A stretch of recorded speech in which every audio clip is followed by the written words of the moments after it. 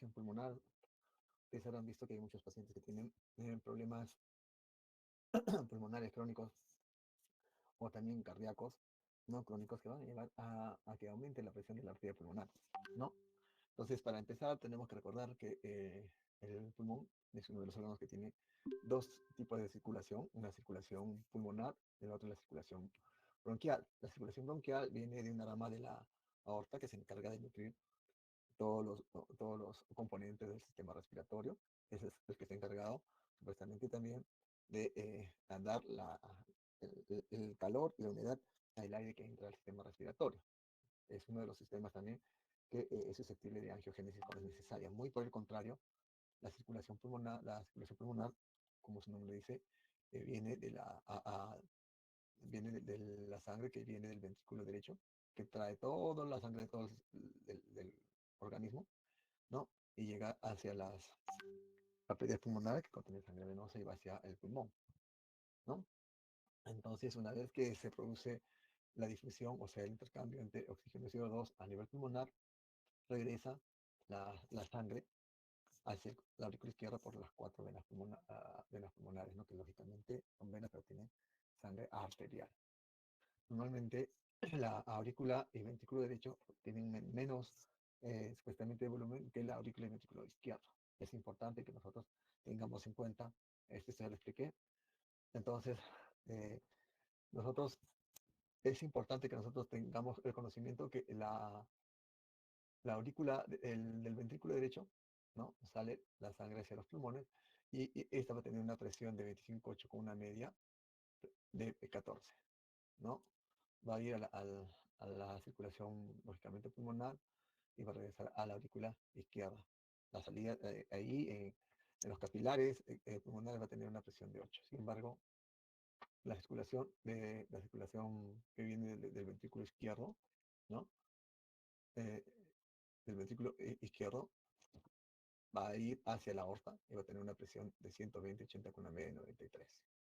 Y lógicamente, una vez que va al organismo, ¿no? Se va a consumir el oxígeno por todos los tejidos y va a regresar hacia la aurícula derecha y ahí va a tener una presión de 10. Es importante que nosotros conozcamos que si es que esta sangre que regresa de la circulación sistémica hacia la aurícula derecha tiene una presión de 10 y acá encuentra en la aurícula una presión mayor de 10, quiere decir que no va a poder ingresar a la aurícula derecha y va a tener la clínica, ¿no? Necesaria que va a caracterizar supuestamente a la hipertensión pulmonar, ¿no? O sea, ¿qué es lo que va a pasar? Que va a haber un aumento de la presión de la arteria pulmonar, que va a redundar en que también este ventrículo se hipertrofie, primero se dilata, se hipertrofia y aumenta la presión también, por ende, en la aurícula derecha. Entonces, Doctor, ¿sí? disculpe, ¿sería factible poder agrandar la diapositiva? Ahí, a ver, ahí, sí, sí, eso. Muchas gracias. Bueno, para que vean la anterior en todo caso, ¿no? ¿Ya? Entonces, la circulación del pulmón es una circulación muy particular, ¿no? Si bien es cierto, como ustedes saben, miren, todo el débito cardíaco sale del ventrículo izquierdo hacia la circulación sistémica que tiene una presión de 120/80, ¿no? Y el mismo volumen que se ha consumido, ¿no? Va a regresar a la aurícula derecha, entre el ventrículo derecho y la circulación, ¿no?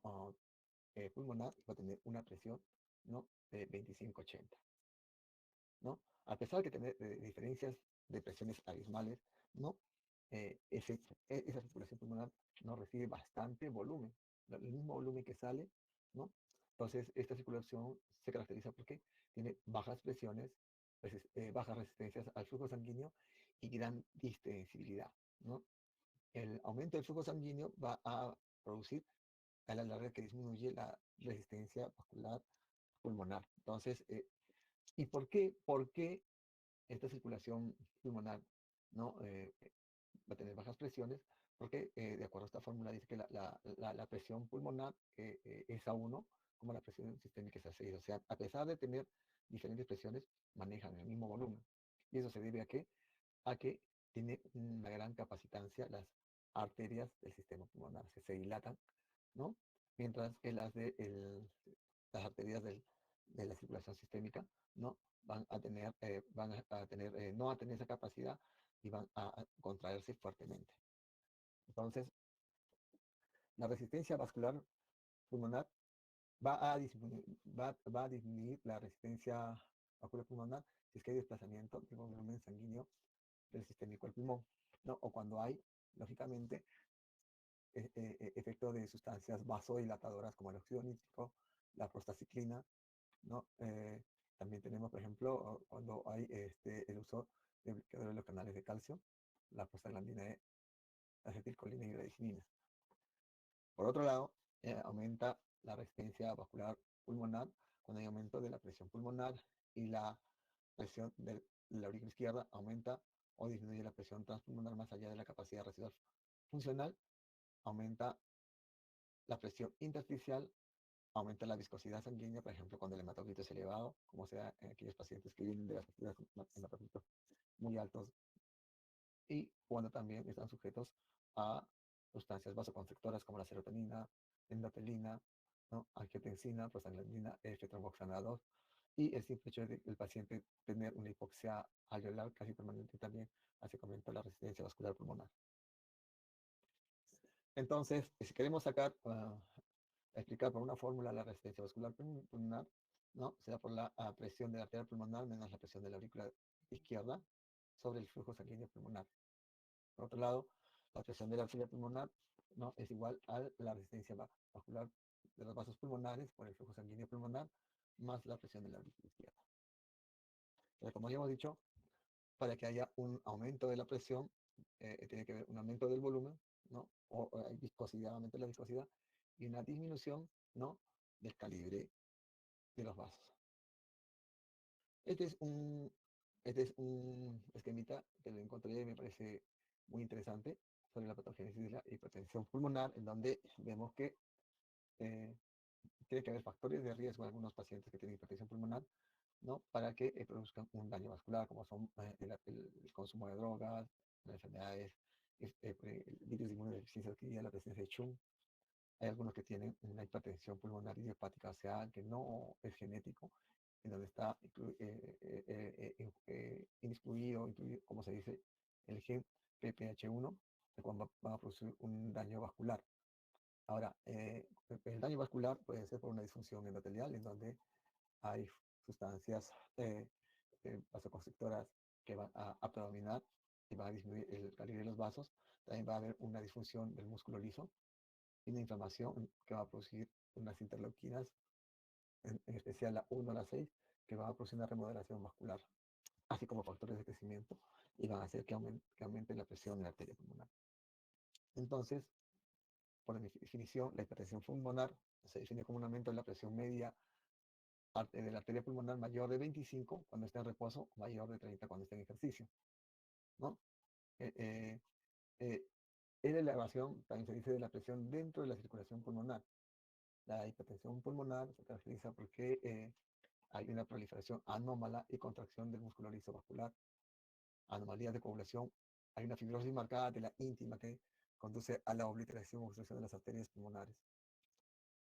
Entonces, a la larga, esta hipertensión pulmonar va a producir una hipertrofia, una sobrecarga y fallo del ventrículo derecho, gasto cardíaco bajo y la muerte debido a que frecuentemente se diagnostica esta patología ya cuando está en estadios finales, ¿no? Eh, Acá también, para llevar el diagnóstico de hipertensión pulmonar, tiene que haber una presión de enclavamiento menor de 15 milímetros de mercurio. Ahora, para clasificar la hipertensión pulmonar, hay 5 grupos: uno, el idiopático, que no se sabe la causa; dos, son como consecuencia de enfermedades a nivel del lado izquierdo del corazón; tercero, como consecuencia de enfermedades pulmonares diversas, las cuales se caracterizan por ser enfermedades hipóxicas; el 4, debido a un tromboembolismo pulmonar crónico; y el 5, multifactorial, ¿no? Entonces, el grupo 1 son pacientes que tienen la presión media de la arteria pulmonar mayor o igual a 25 milímetros de mercurio, con presiones de llenado del ventrículo izquierdo normales, definidas por progresión pulmonar capilar, ¿no? Enclavada, menos, o sea, tiene una presión de cuña de menos de 15 milímetros de mercurio y una resistencia vascular de 3, ¿no? son hereditarias y algunas veces son inducidas por drogas, como por ejemplo, una de las más conocidas, la fenfluramina, aminorex, Enflorex, también con inhibidores, fármacos inhibidores de la recaptación de serotonina, también cuando utilizan el satinib, que es un medicamento para la leucemia, o anfetamina. También están asociadas a enfermedades del tejido conectivo, tipo artritis reumatoidea, esclerosis sistémica, lupus eritematoso, Sjögren, etcétera, ¿no? Asociados en otros pacientes a la infección por el virus de inmunodeficiencia adquirida e hipertensión portal. Las enfermedades cardíacas del lado izquierdo, ¿no? Van a producir también hipertensión pulmonar, pero el mecanismo por el cual se produce es que hay una estenosis aquí a nivel de la válvula mitral, ¿no? Que va a funcionar como un tapón, el cual hace de que toda la circulación vaya retorne por las venas pulmonares hacia el pulmón, ¿no? También se da en pacientes que tienen insuficiencia cardíaca. Estos pacientes clínicamente van a tener disnea, ¿no? Y una tos hemoptóica, a veces hemoptisis, con signos de edema agudo del pulmón. El otro mecanismo, ¿no? Es por aumento del flujo sanguíneo pulmonar, puede ser que haya una comunicación interauricular, interventricular o persistencia del ducto arterioso. Normalmente en un corazón la presión mucho más alta es en el lado izquierdo, de tal manera que si hay una comunicación interauricular o ventricular, la sangre va a ir desde el lado izquierdo al lado derecho, ¿no? Al comienzo va a haber una elevación de la presión de la arteria pulmonar relativamente pequeña, ¿no? Eh, eh, y después, ¿no? Va a tener la presencia de que las pequeñas arterias pulmonares van a alcanzar niveles, niveles de presión muy altos comparados a las presiones que tienen en el lado izquierdo, de tal manera que el shunt ya no va a ser de izquierda a derecha, entonces va a ser de derecha a izquierda, ¿no? Con la consiguiente el pasaje de sangre no oxigenada del lado derecho hacia el lado izquierdo y lógicamente el cual va a llevar a hipoxemia. El tercer grupo son una serie de enfermedades pulmonares, ¿no? Que producen hipoxia, EPOC. Ya sabes, si hablamos de EPOC, hablamos de patologías enfisema pulmonar, bronquitis crónica, una serie de enfermedades intersticiales pulmonares, ¿no? La fibrosis pulmonar, ¿no?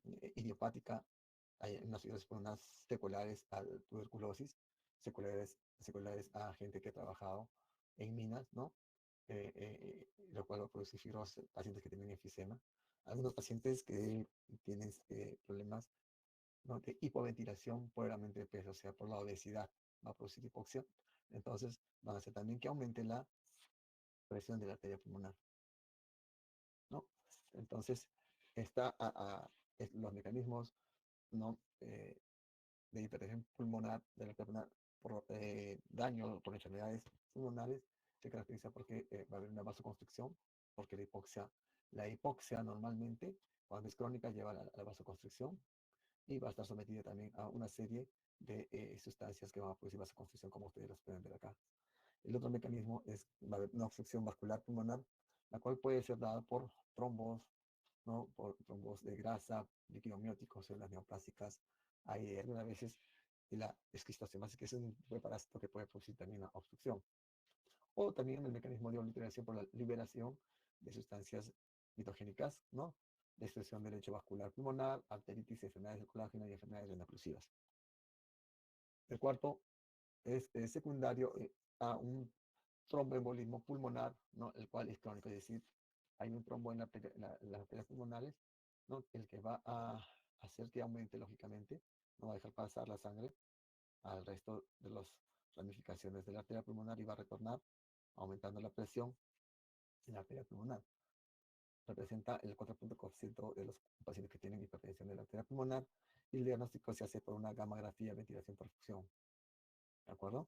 La angiografía pulmonar por sucesión digital también es el otro procedimiento para hacer el diagnóstico.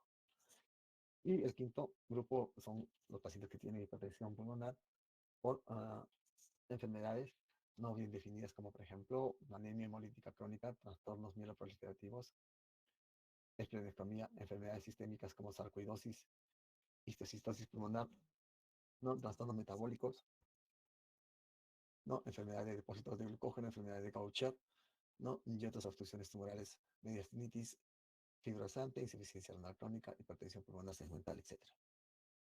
Entonces, ¿qué es lo que va a pasar? ¿No? Se afectan las arterias pulmonares del menos de 500 micras.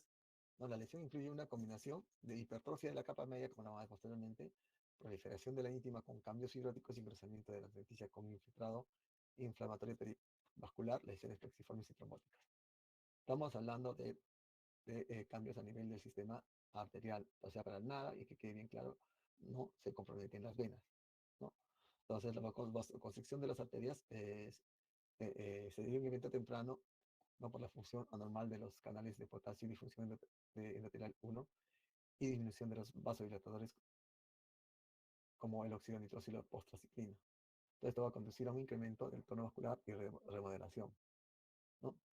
Hay otros implicados, ya no sabemos, las interleuquinas 1, la C, factor de necrosis alfa, la angiopoyetina y serotonina. También hay protólisis de la matriz extracelular y fenómenos de autoinmunidad. Nosotros recordamos por histología y tenemos un vaso, ¿no? Vemos que acá está el vaso, ¿no? El cual va a tener sus propias células endoteliales, ¿no? El endotelio que se puede dañar y es uno de los factores de riesgo. Después, de adentro hacia afuera tenemos la íntima, tenemos la capa media, posiblemente la adventicia. Igual se puede ver aquí. Entonces, ¿qué es lo que sucede? ¿No? Para que haya hipertensión de la arteria pulmonar, tiene que haber un engrosamiento de la adventicia con infiltrado inflamatorio perivascular, lesiones plexiformes y trombóticas. O sea, después a nivel de la capa media va a haber hipertrofia, o sea, va a incrementar, ¿no? Y a nivel de la íntima va a haber una proliferación con cambios fibróticos de tal manera que va a disminuir el calibre de la arteria, de los vasos arteriales pulmonares, ¿no? Y va a producir hipertensión. También es importante recalcar que normalmente hay un equilibrio entre las sustancias vasodilatadoras y vasoconstrictoras. Normalmente cuando hay una vasoconstricción, entran a tallar las sustancias vasodilatadoras, ¿no? Como el óxido nítrico, la potraciclina, para dilatar esos vasos y todo vuelve a la normalidad. Y viceversa, ¿no? Cuando están dilatados, ¿no? Los vasos, hay hipotensión, entran a tratar la endothelina 1 y el trepoxano, que son vasos constrictores para poner todo lo normal. Pero aquí, aparte ya de los cambios que hay en las diferentes capas de las arterias pulmonares, lo que hacen que disminuya ya el calibre de por sí de las arterias pulmonares, aumentando la presión de la arteria pulmonar, también hay una alteración de estas sustancias vasoconstrictoras y vasodilatadoras a predominio de la secreción de sustancias vasoconstrictoras.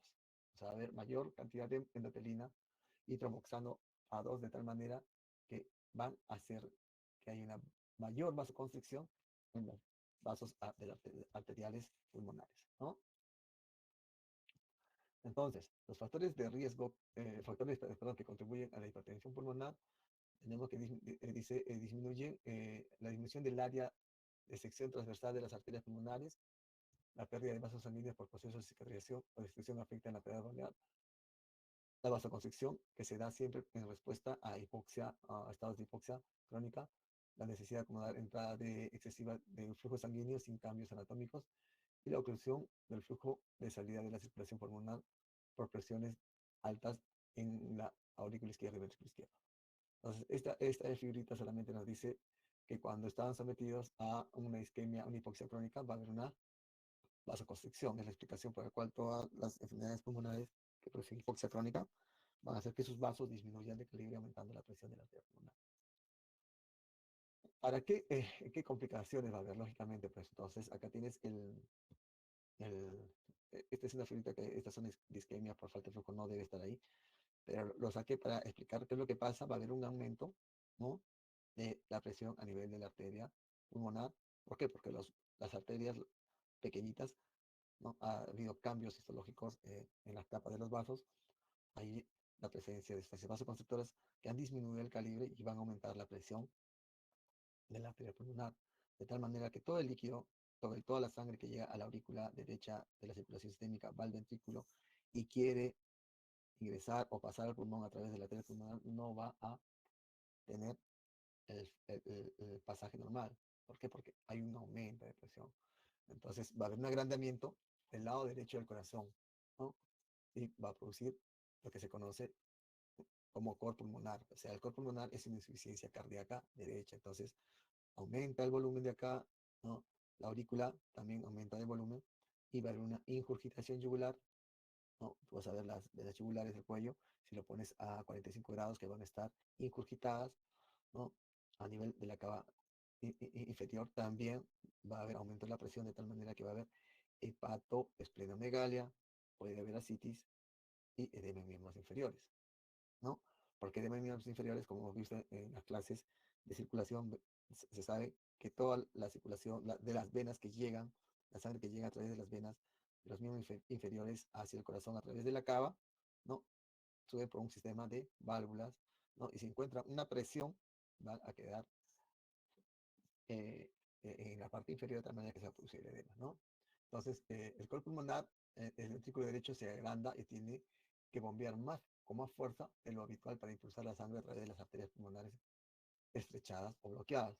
Y si al principio el corazón intenta compensar engrosándose sus paredes y expandiendo la cavidad ventricular derecha, para así aumentar la cantidad de sangre que pueda contener. Pero los cambios generan más atención con el corazón y finalmente se produce una insuficiencia del ventrículo derecho. ¿De acuerdo? También dice, hay coágulos sanguíneos, la hipertensión pulmonar hace más probable que se formen coágulos en las arterias pequeñas pulmonares que son peligrosas, ¿no? Y ya tienen vasos sanguíneos estrechados y bloqueados. O sea, si se forman trombos, ¿no? En esos vasos que ya están disminuidos de calibre, va a ser peor. ¿Qué complicaciones van a tener los pacientes que tienen hipertensión pulmonar? Van a tener arritmias, ¿no?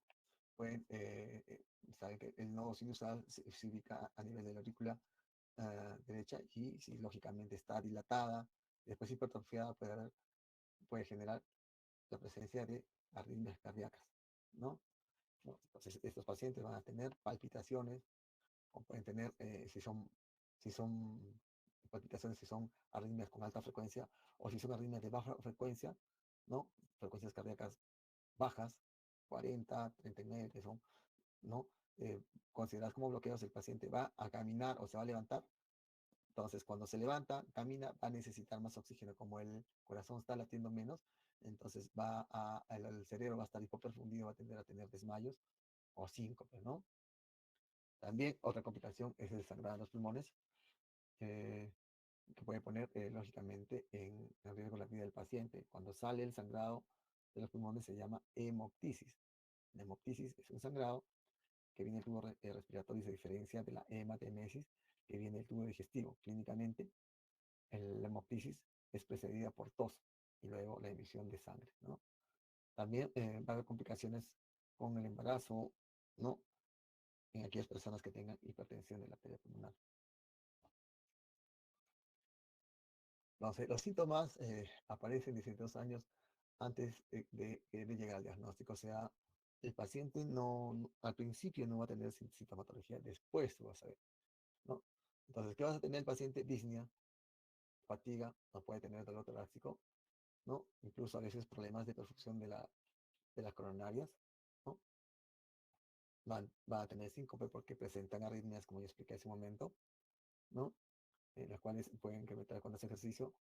Las palpitaciones, hemos dicho que también, como aumenta la presión, la arteria pulmonar, el ventrículo derecho se dilata, se hipertrofia la aurícula derecha también, ¿no? Y la sangre que debe llegar por la cava superior e inferior va a quedarse ahí, de tal manera que va a ver si está por la cava superior, va a haber regurgitación yugular, y a nivel de la cava inferior, la clínica es reflujo hepatoyugular, hepatoesplenomegalia y ascitis, ¿no? Clínicamente va a haber acentuación del segundo rido, el cuarto rido o ritmo galope. Entonces, los pacientes también pueden tener clínica de enfermedad hepática. ¿Por qué? ¿Por qué? Porque la presión aumenta en la arteria pulmonar y hemos dicho que también aumenta a nivel de la cava superior y cava inferior, y va a haber una hepatoesplenomegalia. Entonces, el paciente, mucho tiempo, cuando está mucho tiempo sometido a estas presiones, el hígado se va a comprometer y hay pacientes que tienen cirrosis no congestiva, ¿no?